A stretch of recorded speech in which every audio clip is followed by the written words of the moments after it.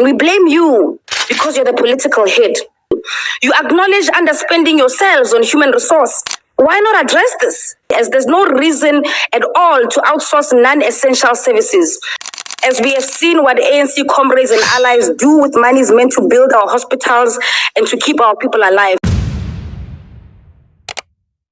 If you think the state of our clinic is a joke, this video will wake you up. While Minister Aaron Motsoaledi is busy dreaming about the NHI, people are dying on cold hospital floors because there is not even enough money for clean bandages. Naledi Jiro just walked into parliament and turned the light on the ANC biggest failure. She didn't just reject, she burned it with the fire of the truth. She's asking the question Motsoaledi is too scared to answer. The Department of Health is characterized by consistent failure, a curative approach to healthcare instead of preventative, executive and management failure, and catastrophic corruption levels.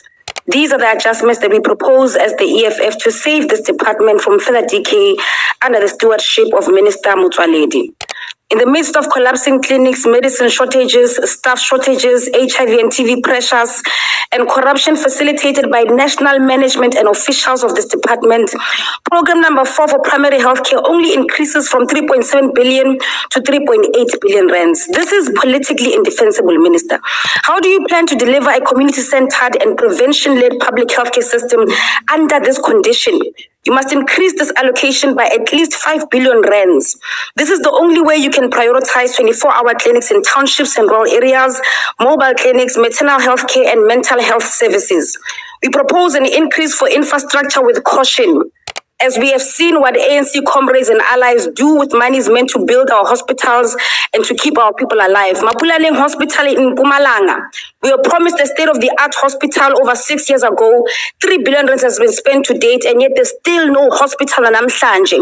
And furthermore, at the previous hospital, doctors have to leave operation rooms during surgeries to go and collect water outside because the water tankers are not connected to the hospital. We've raised this with the minister's office. We've raised this with the provincial government, and Namhlanje, nothing has been done. Add 8 billion rands to infrastructure emergency fund to deal with revitalization of rural hospitals, township trauma centers, oxygen and energy backup systems, water infrastructure, oncology equipment, and public pharmaceutical manufacturing infrastructure. The department spends excessively on outsourced services. You must place focus on building internal capacity, and you must cut contractor spending. You must adjust the consultant expenditure by reducing the 250 million allocation by 50%. The 609 million rands for contractors must be reduced by 80%, and 110 million on travel subsistence must be cut out completely, as there's no reason at all to outsource non-essential services. These are responsibilities the department can already do for itself. You must redirect the approximately 800 million from these cuts towards hiring nurses and doctors, ambulance personnel, biomedical engineers, cleaners, pharmacists, and hospital maintenance teams. The OHSC is heavily underfunded and as such can only inspect 20% of public facilities and only 16% in the private sector. This means that corruption, negligence, and patient abuse thrive. You must increase the OHSC allocation by 500 million so they can employ inspectors on a permanent basis and establish a system that can be monitored nationally for their inspections. This will greatly assist the department itself in the investigations of medical legal corruption. You must add 3 billion rands to emergency medical services nationally. We have a crisis of ambulances, Minister. In provinces like Eastern Cape, Limpopo, Northwest, Mpumalanga, KZN, rural districts, this crisis is actually severe. Furthermore, this crisis exacerbates apartheid special planning that alienates poor communities from vital health services. With this 3 billion, you must expand ambulance fleet, invest in helicopter emergency services in remote provinces, train paramedics, and build a digital dispatch system that actually works.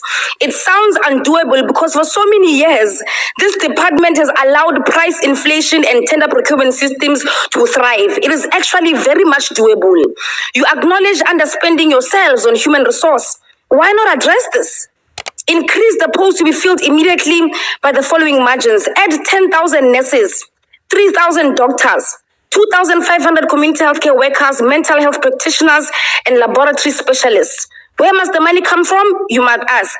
It must come from the money found in wasteful expenditure, wealth taxing financing mechanisms, and anti-corruption recovery.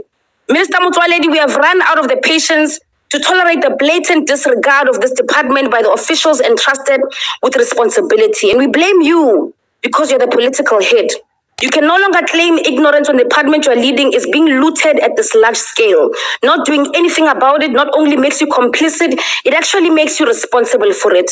There are hundreds of other issues that suffice that we have raised consistently with you over the years. An example is failure to provide justice for victims of forced sterilization of Black women. You have the recommendations from the CGE, but you're doing nothing about it. Another example is the HIV billion 15 rand tender. 15 billion rand tender. We've highlighted red flags consistently with the minister for over a month, and he has done nothing about it. It will again take the EFF to take the steps to fix the problem in the department that you are leading. Minister, if the heart for this work of keeping our nation alive and keeping humanity alive has left you, please kindly follow your heart.